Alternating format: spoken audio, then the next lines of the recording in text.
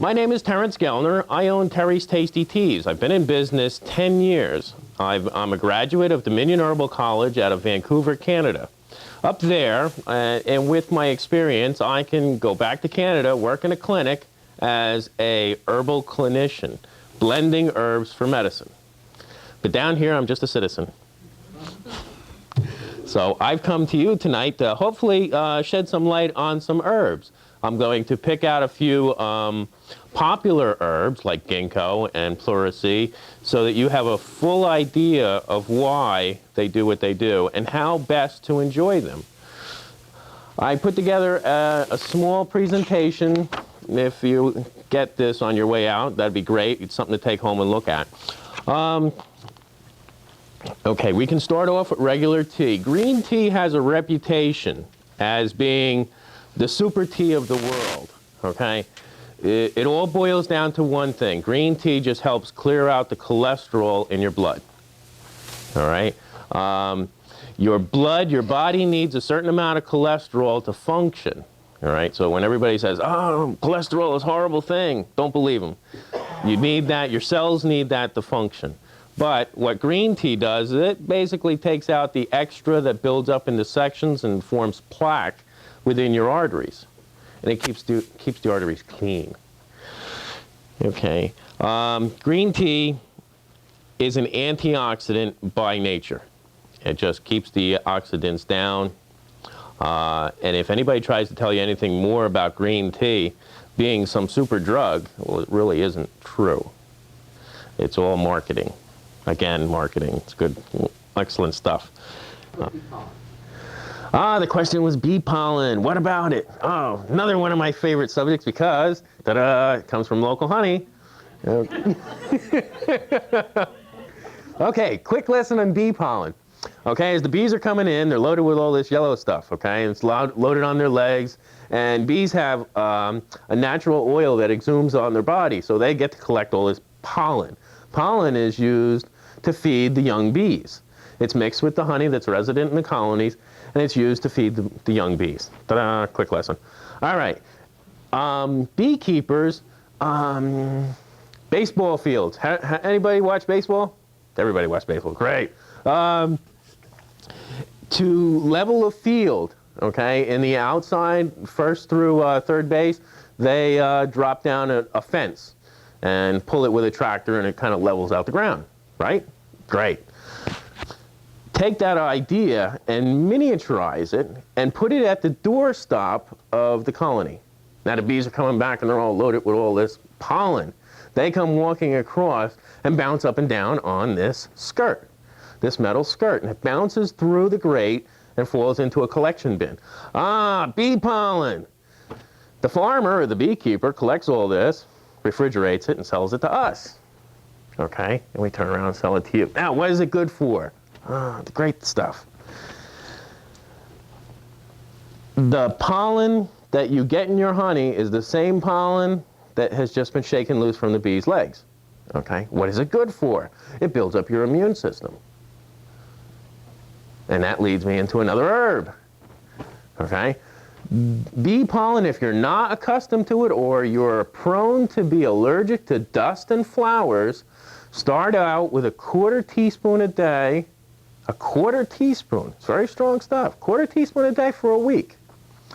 And then the following week, go to a half a teaspoon. And then the following week, go to a full teaspoon. And stay on a full teaspoon for a couple of weeks. All right?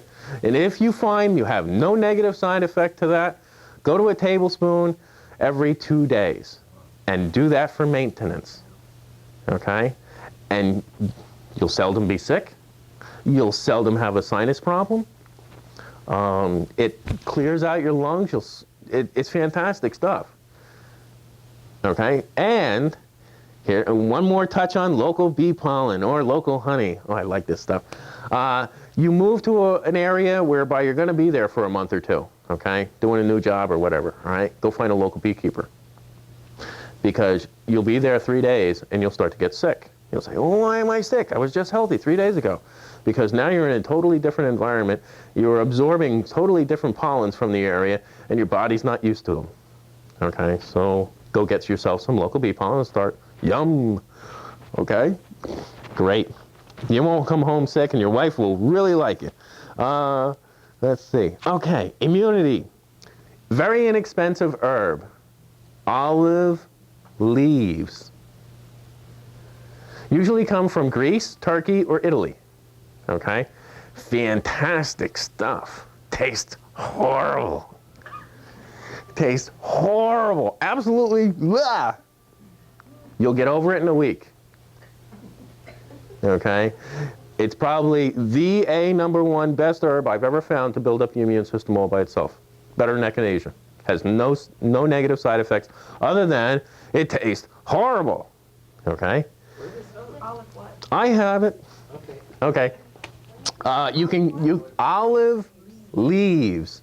It's also sold as a natural, no bovine capsule as Oliver extract, Olivir. But I'm not promoting that company. The only thing you're going to get away with taking it in a capsule form is the taste. Okay? But you're going to spend a lot of money for that capsule form. Could you stuff those leaves as you do with grape leaves? Yes, you can, but you won't get the same effect. Okay? You need to boil the leaves. Okay. Olive leaves. 4 ounces will make a gallon. 4 ounces is about size of a small loaf of bread. Okay? Hard boil it. Put a gallon of water in a saucepan, a spaghetti pot. Put your 4 ounces in. Bring it up to a boil for 20 minutes. Turn it off. Add water to bring it back up to a gallon. Let it sit all day. The next day, bring it back up to a boil, 20 minutes. Add the water. Turn it off. The end of the day, bring it up to a boil, turn it off, strain it out into a sterile jar. Now, take 2 to 4 ounces when you're not feeling well. Okay? It'll make you forget that you're not feeling well. No. It works within 3 or 4 days. You start to see a change almost immediately. You have to take it with food. You have to take it with food. It will definitely give you a bellyache. But you can take that as a maintenance herb for immune building, even if you have hepatitis C. I think it'll help hepatitis B. If you have skin problems, you want to totally and thoroughly detoxify, it's probably the best one to use, okay, because it affects the whole body. Could you use olives? The question is, could you use olives? Well, I like olives too. Black olives are probably the least beneficial. Green olives are probably the most beneficial. All right? Olive leaves, got it made. You got to have the olive leaves. Okay? It's an antibacterial, antifungal herb. It basically wipes out all the parasites in your body. It leaves your friendly bacteria alone. It's fantastic stuff. Yes, ma'am. What about oregano oil? I understand that's a natural antibiotic. The question is, what about oregano oil? Yes, it is a natural antibiotic, but you can do just as well by adding natural or fresh-picked oregano to your food and having it with a little sprig of garlic that you wrap around the bowl with your salad inside and a little bit of olive and vinegar. It will do exactly the same purpose, unless you want it in the concentrated form, okay, and you wish to spend the money to the pharmaceutical companies for this. But it's just as well just to add regular oregano fresh to your food to get the same effect. Plus, oregano oil will help with bad breath. So the oregano oil has a purpose. Take it with you when you go to your meetings and say, all right, here I am, springtime. Sorry. Rose hips. Rose hip tea. Back to my hibiscus. You mix rose hips and hibiscus. It tastes like a little bit of a raisiny, fruity blend. It's fantastic around this time of year. Get yourself some black currants or really dried out raisins and add it to it. Wow, a little bit of local honey. Fantastic stuff. It's a great tea. Serve it to your friends. It's like punch, only so much better. Really good taste. Rose hips. Okay? You can get all the rose hips you want from Argentina. What's the problem with that? Argentina is the largest grower of roses in the world. They have the best roses. What's the problem with this? Where are we going here?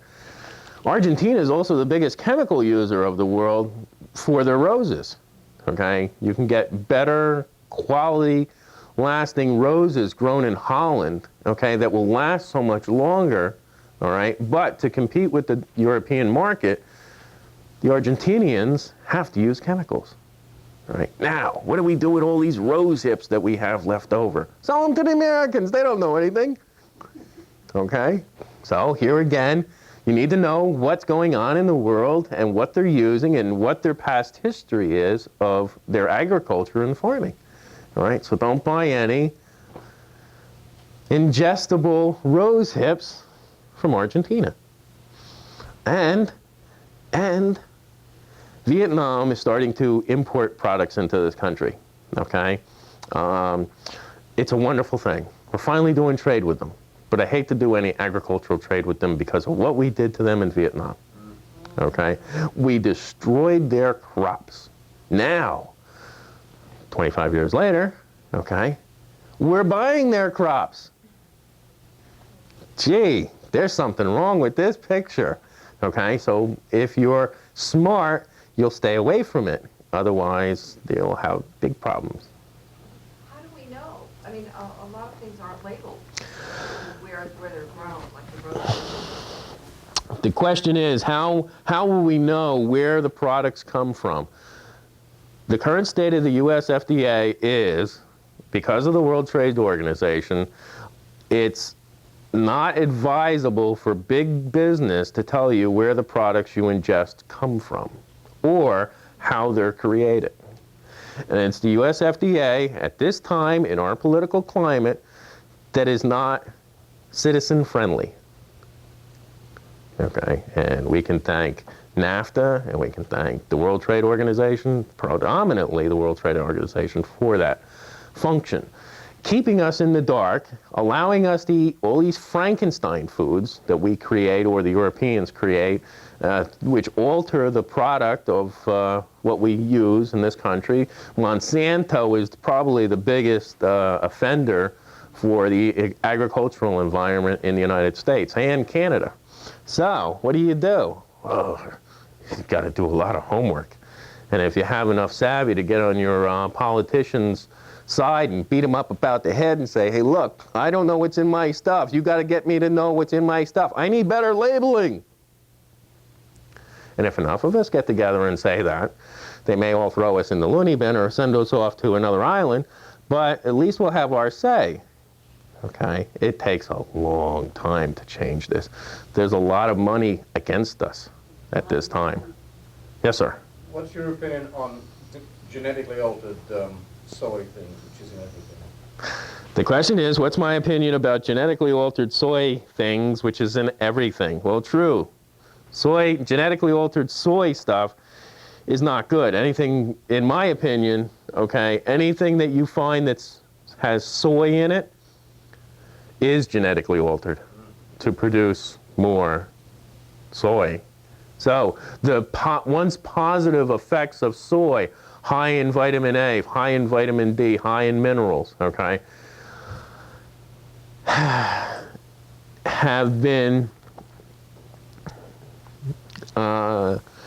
altered like the orange, okay? The two of them are synonymous in their behavior. I think I can point out the orange a little bit better because we're more familiar with oranges than we are with soy. We have orange juice, we have orange flavored vitamin C, we have orange this, orange that. Oranges, because of the pesticide problems back in the 70s with oranges, the farmers needed help. So to protect the crop, they tried pesticides. Well, that didn't work. So they genetically altered the orange and the grapefruit to produce more pulp. In the process, they took away the vitamin C. Now they have to put the vitamin C back in chemically. Okay? That's orange juice today. It has basically almost no vitamin C in it. So unless you grow your own oranges and make sure they're pesticide free, you may get, if it's from a non-genetically altered stock, you may get vitamin C, okay? But not commercially. You will not get real vitamin C from a fake orange. Likewise with soy. Soy is was high in vitamin D, high in vitamin A. I'm not really sure what it's high in anymore, but I know it really produces, okay? And you just take soy, the soy bean, and pulverize it and add it to water, and there you go, soy milk, okay? That's how it's made. But the more soy that you have, that you can produce, the cheaper it is per bushel, the more you can market it and get it out there, and it's fantastic stuff, okay? Is it better than cow milk? It was before they genetically altered it, because now it doesn't have the same concentration of vitamins in it. That's my opinion. Yes, Elsbeth. Doesn't buying the organic soy and organic only pretty much ensure that that doesn't happen? Well, the question is, Because I do buy organic soy milk and organic okay, yogurt and soy. the question was organic products, okay? And if you're assured a pure product if it's organically grown. If it's organically grown in Europe, yes. If it's organically grown in the United States or Canada, I don't think so, okay? Because once in this crop, in this field, I'm going to grow genetically altered food. And in this field, I'm going to grow real food, not genetically altered.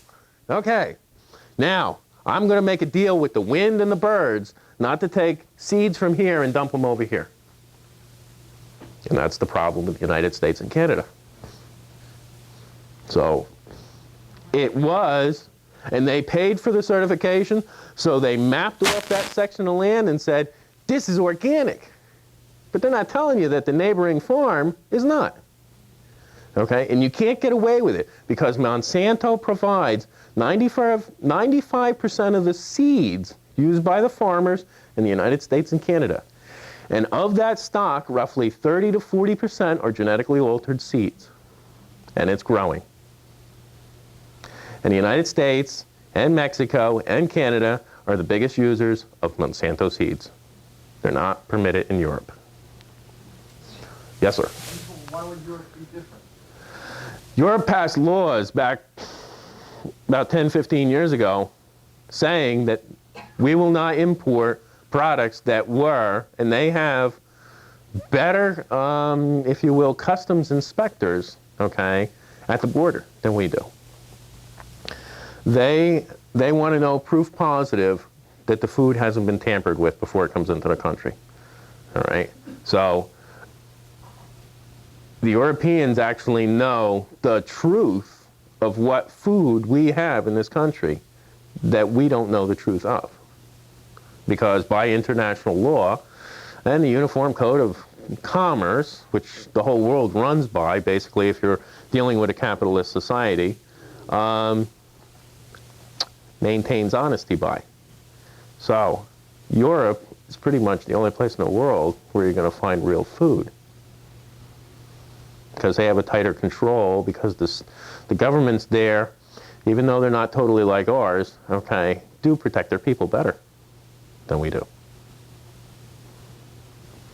Oh, somebody else had asked me to talk about ginseng. Fantastic stuff. Ginseng was once believed to be the male endurance herb of the century. Ta-da! A tasty yohimbe, if you will. Well, sorry, doesn't work.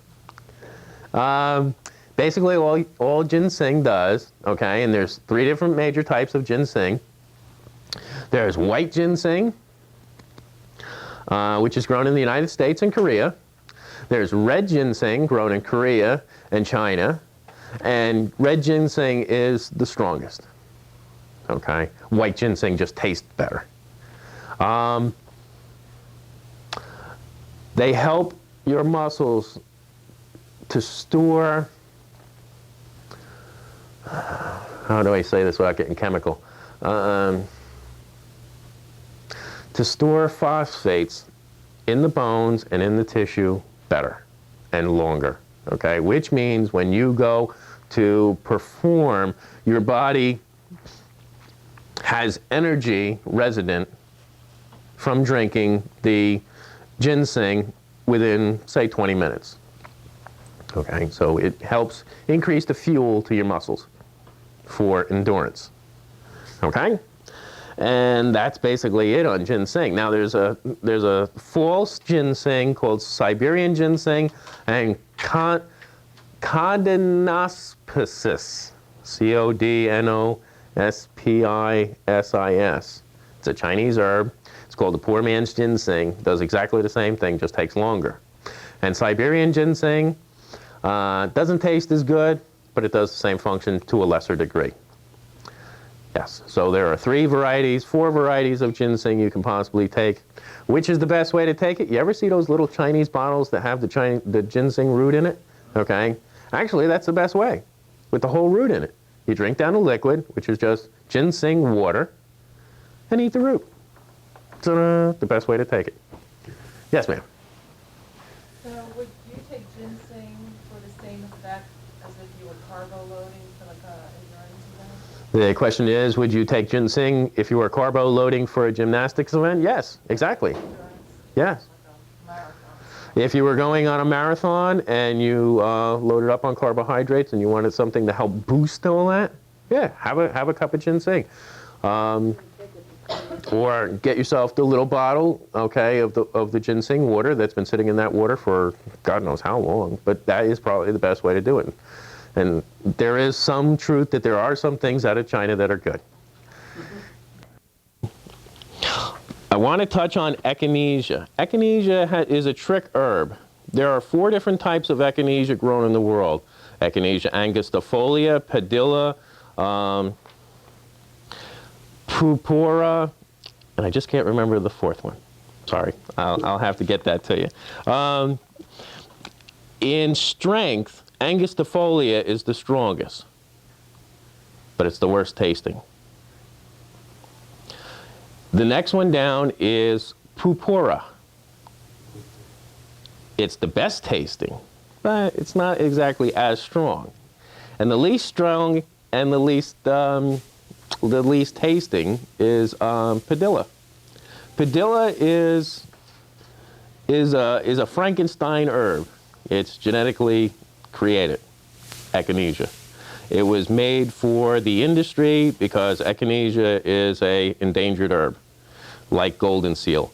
So they created a strain, which is now padilla, and it mimics some of the qualities, some of the lymph clearing qualities that Echinacea angustifolia does, okay, but not efficiently enough.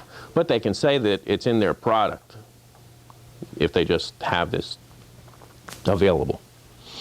And what does Echinacea do? Echinacea basically clears out your lymph system all over your body, okay, which is fantastic if you have a cold. Within the first 72 hours of having a cold, you should take Echinacea, unless you're going for dental surgery, you're pregnant,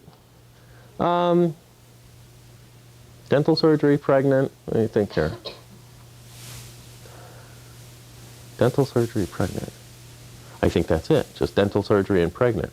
Or an operation in a hospital where they're going to put you in for anesthesia. Because by cleaning you out completely, cleaning out all your lymph of all the toxins and waste materials that your tissues pump out, all right, you're saying, okay, well, I've gotten rid of all the garbage that's in my body, and I've processed it all out, so I'm clean, okay? Well, there's a negative side of that.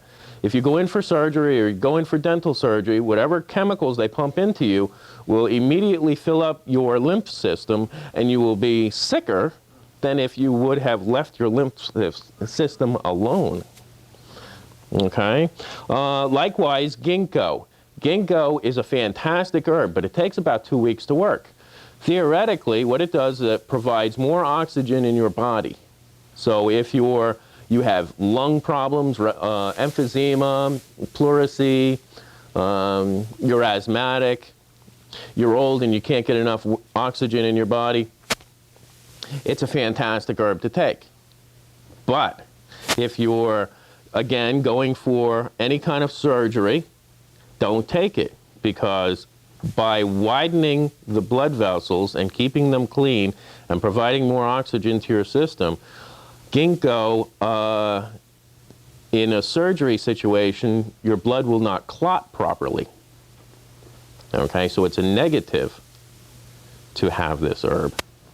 So some things to consider. If you're prone to bleeding a lot in slow clotter, don't take ginkgo. You'll have more problems. You'll be like a hemophiliac. It won't stop.